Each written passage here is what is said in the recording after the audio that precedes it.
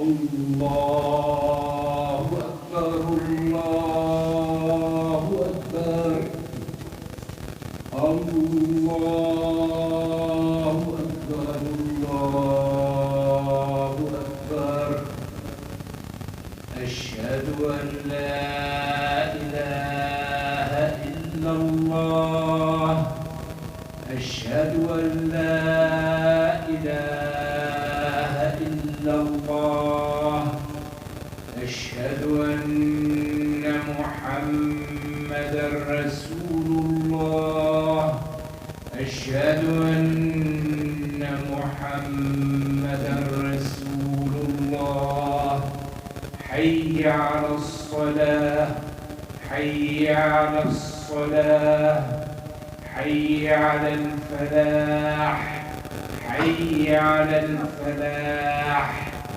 الله أكبر الله أكبر لا إله إلا الله.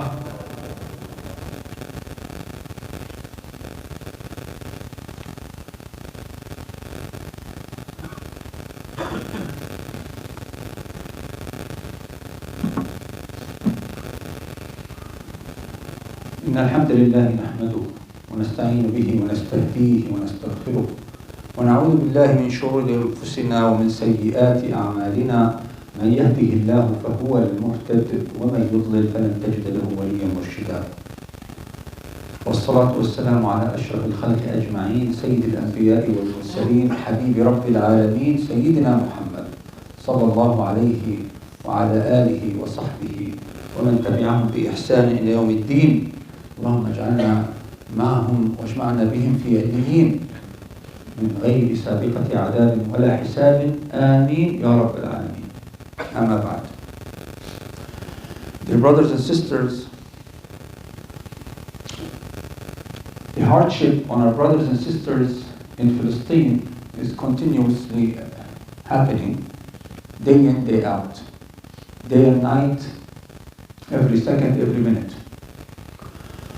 And for those who observe closely what's going on, there is no other description except real genocide, real ethnic cleansing, something that no one should be shy or hesitate to describe.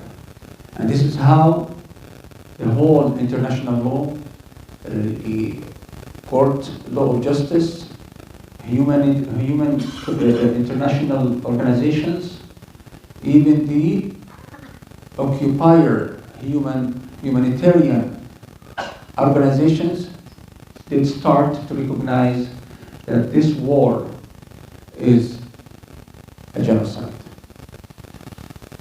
And Allah Azza wa Jal have created this life as a fitna, as a test. And this test comes in different ways. For each person is different. For each country is different. For each nation is different. For each time in history is different. For reasons that only Allah knows. For a hikmah that only Allah knows. We have no other choice except to accept the reality of life that Allah Azza wa Jal have created us to test us, to save us. He created us to test us, and He made it easy for us to pass this test. He gave us all the questions and the answers. For any human being on earth, if you tell him your test is soon, we're not going to tell you when. But these are the questions, these are the answers. These are the way you pass the test with a passing grade. These are the ways to pass the test with a 5-star grades, with 100 of 100 grade. You have 100 levels in Jannah, and each level we were described in the Quran and Sunnah and in the life of the Sahaba how to achieve the highest level in Jannah. And yet, are we doing our job to do this? No. We have been said so many times in the Quran and in the Hadith that we're going to be tested by money If you are rich, you're being tested by being rich. If you are poor, you're being tested by being poor. If you are healthy, you're being tested with your health. If you are sick, you're being tested with your sickness. This is the reality. With every ni'mah, there is a test. With everything that was taken away from you, there is a test. And Allah made it so clear. The best exam that you can live is an exam where you know the questions and you know the answers. But you just have to use the opportunity, use every breath, use every minute to make sure to review these answers, to believe in these answers, to memorize these answers, and pass the test. Not only that Allah told us the answers and the questions, Allah helped us learn, gave us support. You don't have to pay to get a tutor. You don't have to pay for courses. You don't have to attend college, university, schools, or whatever. Allah gave it to you free of charge, 24/7 between your hands. Send you the best tutor ever, the best prophet on earth to help you understand your deen and pass your test. In Palestine, right now, their test is huge. And the test usually, according to a lot of ahadith, comes at the level of your iman. And at the level of the purification process that Allah Azza wa Jal wants you to go through. Because the more Allah Azza wa Jal loves you, the more He wants you to be higher in level, closer to Him. And that requires purification.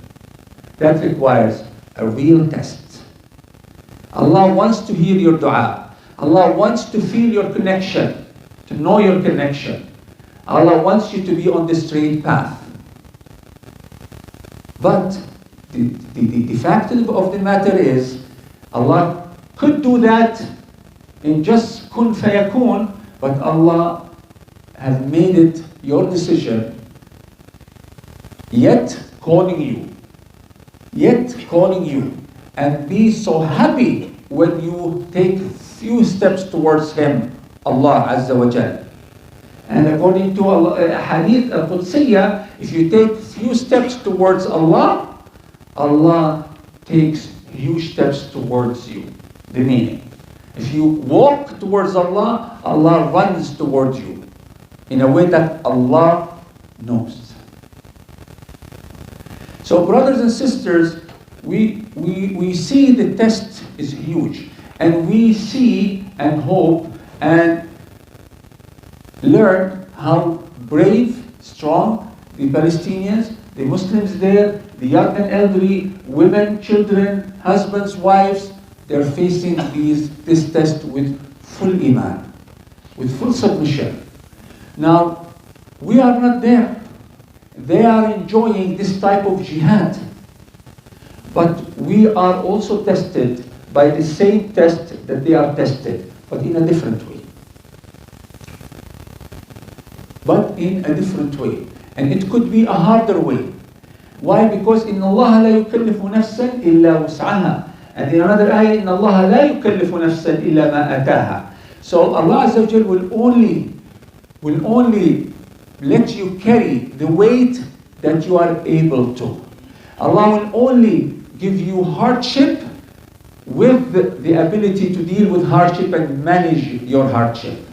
Allah will give you a test that your mind, body, soul, heart, being is prepared in advance to deal with. So that type of test in Gaza, Allah, alhamdulillah, made them able to deal with. Same thing in all other countries where the people are facing tragedy and hardship. So we here in Canada, we Muslims, whom we are not inside that test per se, we are tested with the same test and it could be even more difficult. Because Allah, our test here is the responsibility we carry towards what's going on in that part of the world.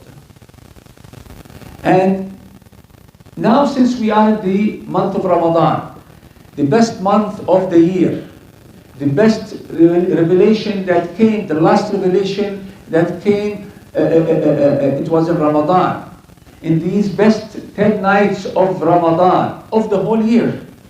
And this message came to the best human being on earth, Muhammad sallallahu alaihi wasallam, sent to the best ummah, أخرجت للناس. You are the best ummah, you are the chosen people. كنتم خير أمة أخرجت للناس تأمرون بالمعروف وتنهون عن المنكر وتؤمنون بالله. You are indeed the best of nations that was ever created. You are the chosen people, literally by the Quran, in two conditions: if you call for good and forbid evil, if you do da'wah and you help people stay away from haram. This is why we are the best nations. And it's understood by just the same sentence: if you don't do that, you will be the least of good nations. If we are tested by being the best nation, by doing good, prevent evil. If we don't do good, call for good, invite people for good. And if we don't prevent evil, fight evil, take people away from evil, we will lose this best status. Yet we could be the least of ummah, useless. We are the only nation on earth that our deen is related directly by the amana that Allah Azza wa Jal have put upon human being from day one of His creation. This amana, which was given an opportunity for the whole world to carry, the mountains, the jinn, the seas, the skies, the heavens. Everybody said, no, I cannot carry this amana. We human beings took on our shoulder to carry the amana. What is the amana? Spreading the word of Allah Azza wa Jal. Building this earth according to Allah Azza wa Jal's order. Submitting ourselves to the will of Allah Azza wa Jal. So what is our test towards our brothers and sisters who are facing atrocities all over the world, especially nowadays in Palestine and Gaza? So many ways that we can support them, especially in these beautiful days of Ramadan, with the last few hours of Ramadan. May Allah make us live many, many Ramadan to come. Simply, a very important matter that is made easy for everyone with the will of Allah Azza wa Jal. You have to be a strong mu'min. You have to be a real Muslim. You are helping people in Gaza by me being a strong Muslim, submitting his will or her will to Allah Azza wa Jal. And this requires we gain the proper knowledge. And this requires we act upon this knowledge. And in Ramadan, we have so many chances to fulfill our duties and pass our own test and strengthen our iman. Out of so many things that we can do, there are things that we can do anytime, anyway, without putting much of energy, such as dua, such as reciting Quran, such as praying, such as fasting. But there is one thing that requires you have to drive against gravity. Drive against gravity. Climb the mountain against gravity, the mountain of hasanat. Now, this gravity in Palestine, it is jihadun nafs. People who are submitting their will to Allah Azza wa Jal and willing to give their life for Allah Azza wa Jal. Defending the deen of Allah Azza wa Jal. Defending Al-Aqsa. For us here, we have a different type of gravity, different type of jihad. The most important one that comes always attached to the jihad al-nafs is jihad al-mal. Jihad al-mal, spending in the way of Allah Azza wa Jal. In the Quran, 10 times, jihad al-mal wa jihad al-nafs came in one ayah together. الَّذِينَ جَاهَدُوا بِأَمْوَالِهِمْ وَأَنفُسِهِمْ 10 times. And in these 10 times, 9 times, jihad al-mal was mentioned first, and then jihad al-nafs the second. Only one time, jihad al-nafs came first. You're putting your life for Allah Azza wa Jal and for the deen of Allah Azza wa Jal. It came once in that combination. It came once before jihad al-mal. إن الله اشترى من المؤمنين أنفسهم وأموالهم بأن لهم الجنة. Allah bought back something that Allah owns. Allah is buying from you, from me, your nafs, your soul, and your money. Even the money was mentioned.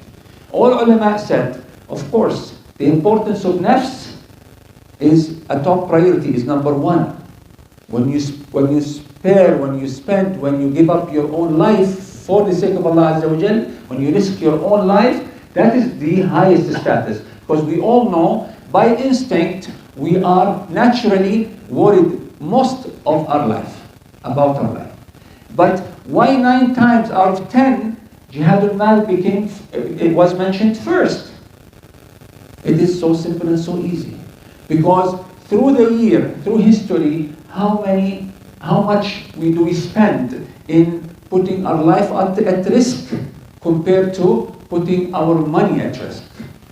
What is needed in good time and bad time all the time? It is jihad al-mal, where you can help the people who are putting their life at risk with your money. So you will share their ajr. Building masajid, that's jihad al-mal. Spending on your children, jihad al-mal. Building communities, jihad al-mal. Feeding the poor, jihad al-mal. Money is a powerful tool that Allah Azza wa Jal has mentioned so many times in the Quran.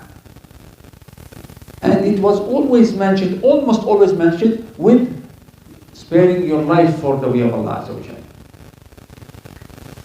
So brothers and sisters, this is something that before end of Ramadan, you have to do your best in it. And let's reflect about the Quran. The month of Quran, we cannot just talk without mentioning few beautiful ayat. أعوذ بالله من الشيطان الرجيم آمنوا بالله ورسوله. This ayah starts by giving you and me an order. From whom? Allah. Telling you and me, آمنوا بالله ورسوله. Believe in Allah and His Messenger. Believe. It's not an option. Since you are created by Allah, He is your Lord, He is the Creator, we say, سَمِعْنَا وَأَطَعْنَا. Oh Allah, we listen, we hear, and we believe. آمنوا بالله ورسوله وأنفقوا, and spend. Imagine, Allah telling you, believe in Allah and the Messenger and spend. وأنفقوا مما جعلكم مستخلفين فيه. You spend from whatever Allah has made you in charge of, made you in control of, made you inherit. Who gave you this money? Who gave you the wealth? Who gave you the health? Allah. Who's asking you to give of some of your time, your wealth, your health, your abilities, your strength in the way of Allah to support your own life and the life of others? Allah. فَالَّذِينَ آمَنُوا مِنْكُمْ وَأَنْفَقُوا لَهُمْ أَجْرٌ كَبِيرٌ. And Allah did not just tell you and me to believe in Him and His Messenger and spend, and that's it. Although Allah is the Lord, Allah is the Rabb, He has all the right to ask us to do without even giving us any hint of any reward. He is our Creator. He gave us already enough that we should obey Him without asking for anything more. But yet Allah knows our nafs, knows how much we love reward, how much we love to take. People are by nature, they love to take more than give. But the reward in giving is the real reward. And the people who give more than they take, they are the real people who understood what life is all about. So Allah told us, فَالَّذِينَ آمَنُوا مِنْكُمْ, Allah is emphasizing again, those who believe among you, وَأَنفَقُوا, and spent. So twice in the same ayah. Believe in Allah and Rasuluh and spent from whatever Allah provided you. And then He says, those who believe and spend. Why did He say those? Because Allah knows that not all of us will follow this order.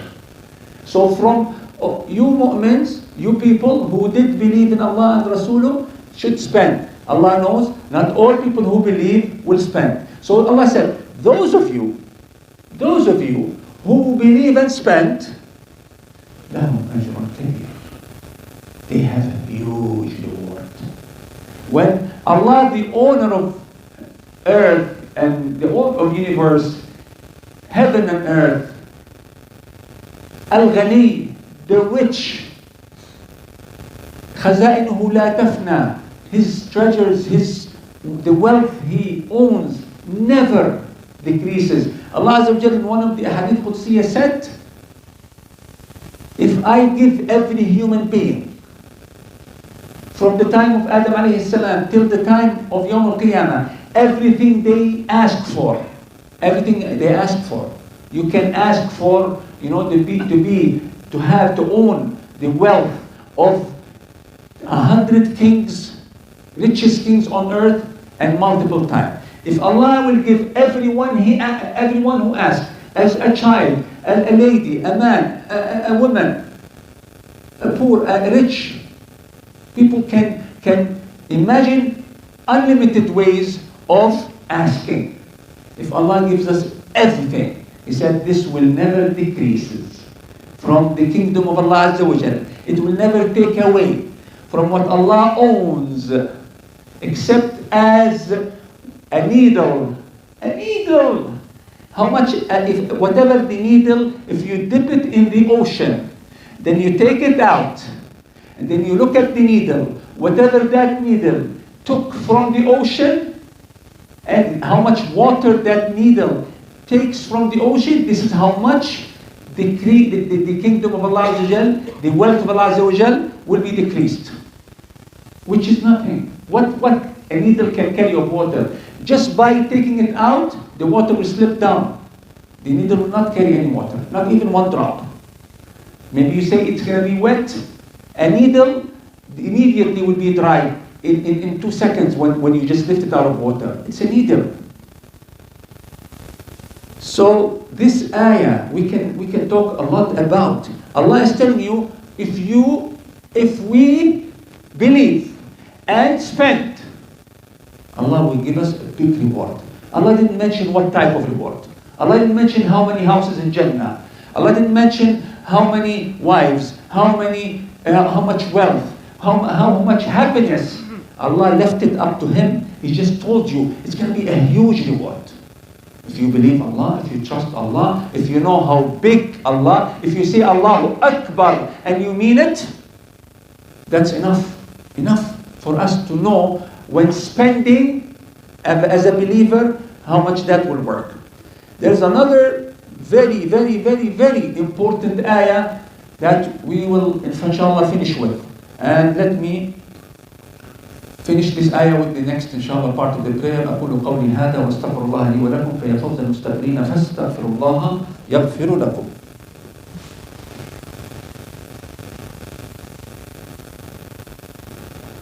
بسم الله الرحمن الرحيم والصلاة والسلام على رسول الله. أما بعد، أعوذ بالله من الشيطان الرجيم. وأنفقوا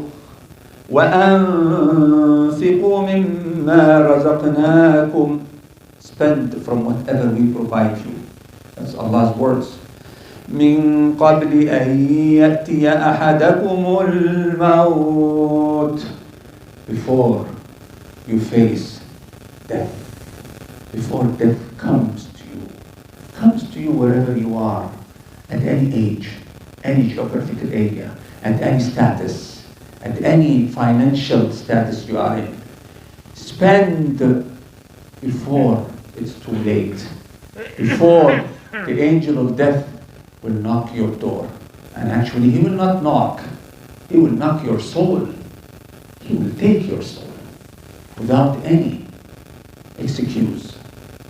No opinion will be taken. So Allah Azza wa Jal, again, He's giving me direct order. And I'm taking this as an example of a good deed we have to do before the end of Ramadan, even if we have done this good deed of spending every day of Ramadan. Let's be the most generous before Ramadan leaves. Because the good deeds in Ramadan, especially in the 10 days of Ramadan, that could be Laylatul Qadr tonight, tomorrow, day after tomorrow. This is where the real trade, the real business you want to do with Allah Azza wa Jalla. Listen to this. Spend from what we provided you. Again, Allah is always emphasizing on this. Spend from what Allah provided you, not from what you provided yourself. Because we always have to remember that what we have is from Allah. When Allah takes some of what we have, He took what He owns, not what we own. And He will give us back immediately and later much more than what we deserve. Spend before it's too late. And when it's too late, when من قبل أن يأتي أحدكم الموت فيقول رب لولا أخرتني إلى أجل قريب. The first thing, according to these ayat, the words of Allah, that you and I will say when the angel of death comes in front of us, and at that time there is no going back, and Allah will open our eyes and strengthen our vision. Allah will strengthen our vision that we see some of the unseen world, such as people in Jahannam. And why do they go to Jahannam? Such as people in Jannah, you're going to see it, part of it, while you're giving your last couple of breaths. Your soul is on its way out. Your eyes will be open widely. And you will see the malaika. You will see Malak al-Maut. You will be scared. You want to yell and cry, but your body cannot do it. It's not under your control anymore. You will see your lifetime from the time you were responsible until the time you're dying. You see it as a flashback. And you will regret every mistake at that moment. You will regret every minute you spent away from the way of Allah Azza wa Jal.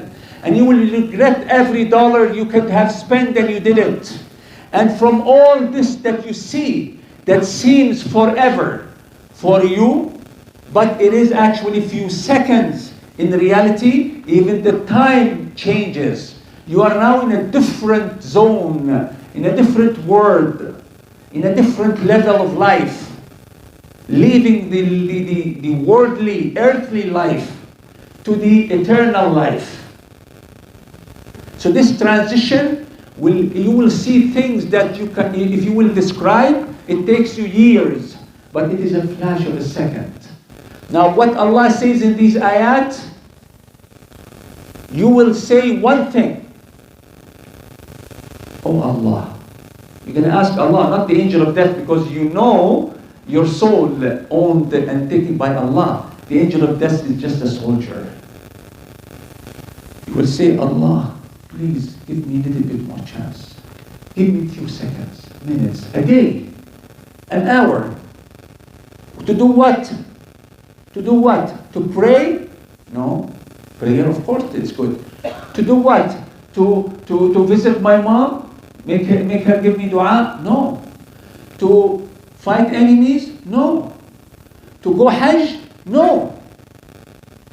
To kiss my children? No. Sadaqa, to pay charity. Why, among all the good deeds, when we die, we wish we come back to do one thing, to give charity, to spend from our money?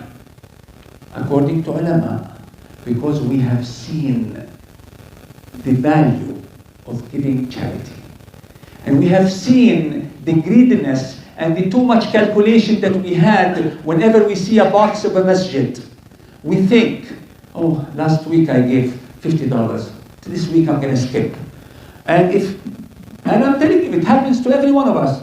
You open your wallet, you see 100, a 50, 20, a 10, a 5. Your mindset, maybe the 5, maybe the 10, maybe the 20. 100 is too much. This is humans. We love money. We know how difficult it is to make money. But subhanAllah, this is the gravity of dunya, pull you down. And money pulls us down. Money makes us love life. That is gonna go pass. So when you die, you will hope that you have pulled out the 100. And I'm sure you will gonna hope that we pulled out the whole bunch of money. Fi sabilillah. We will know Allah will take care of us tomorrow. Why should I leave anything in my pocket for tomorrow? We might just sweep the credit card to the maximum because we have seen the reality. This is the test. Allah gave us the information before it happens. Allah gave us the details. How we live, how we're going to die, how we're going to be resurrected, what will happen exactly. And yet, our failure is a higher possibility if we don't wake up early. Allah is telling me and you, this is what you're going to say. So before you say it, أنفقوا. Let's read the ayah again and finish it. وأنفقوا مما رزقناكم من قبل أن يأتي أحدكم الموت فيقول رب لولا أخرتني إلى أجل قريب فأصدق وأكن من الصالحين, and be a righteous person. So the being a righteous person, a good human being, has direct link with Sadaqa. Because one of the fruits of your iman, one is the proof of your iman and my iman is Sadaqa. Who said that? Muhammad sallallahu alaihi wasallam. Sadaqatu burhan. A Sadaqa burhan. Burhan means a proof, a witness. Upon what? Upon our iman. Simply means the more iman I have, the more Sadaqa I give. Why? Because the iman, I believe that Allah is the sustainer, the maintainer, al-Razzaq, and Allah will take care of me. I'm 50, I'm 55, I'm 100, I'm 60 years old, I'm 40. Allah took care of me all my life. Do we think that we are the one who provided ourselves through our life? No, Allah did. I wish I had more time. So today and every day. But since we have today, on your way out, each one of us will give maximum to support the project of Dar Foundation. This beautiful building, inshallah, will be in this area in a couple of years. Very expensive. Invest in your akhirah. Reflect upon the ayat that we just read before it's too late. Before it's too late. Invest. And don't say, I have paid. You have to pay and pay and pay in the way of Allah. اللهم اغفر لنا وارحمنا واهدنا واهد بنا واجعلنا هداة المهديين. اللهم ارحمنا فوق الأرض وتحت الأرض ويوم العرض عليك. اللهم يا رب العالمين ارفع الغمة عن الأمة. اللهم ارفع الغمة عن أهل فلسطين وغزة. اللهم ارفع الغمة عن المسلمين في الهند وفي كشمير وفي أفغانستان وفي السودان وفي أفريقيا الوسطى وفي كل مكان يعذبون فيه ويستضعفون. اللهم ارحمنا واغفر تقصيرنا في حق إخواننا في كل مكان وفي كل زمان. اللهم لا تقبضنا إلا وأنت راض عنا. اللهم ارض عنا يا الله. اللهم ارض عنا يا الله. اللهم وفقنا لما تحبه وترضاه.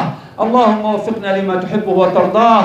اللهم اغفر لنا ذنوبنا ما قدمنا وما أخرنا ما أسررنا وما أعلنا وما أنت أعلم به منا. اللهم احمنا في هذه البلاد واحمي أبناءنا وبناتنا. اللهم زوج أبناءنا الزوجات الصالحات وزوج بناتنا الأزواج الصالحين. اللهم يا رب العالمين ارضى عنا. اللهم يا رب العالمين قوي إيماننا. اللهم يا رب العالمين يسر لنا الصالحات. اللهم اجعلنا ممن يستمعون القول ويتبعون أحسنه واجعلنا من أتباع محمد صلى الله عليه وسلم أتباعا حقيقيين واحشرنا مع النبيين والصديقين والشهداء والصالحين وحسن أولئك رفيقا. إن الله وملائكته يصلون على النبي يا أيها الذين آمنوا صلوا عليه وسلموا تسليما. وأنت يا أخي الصلاة.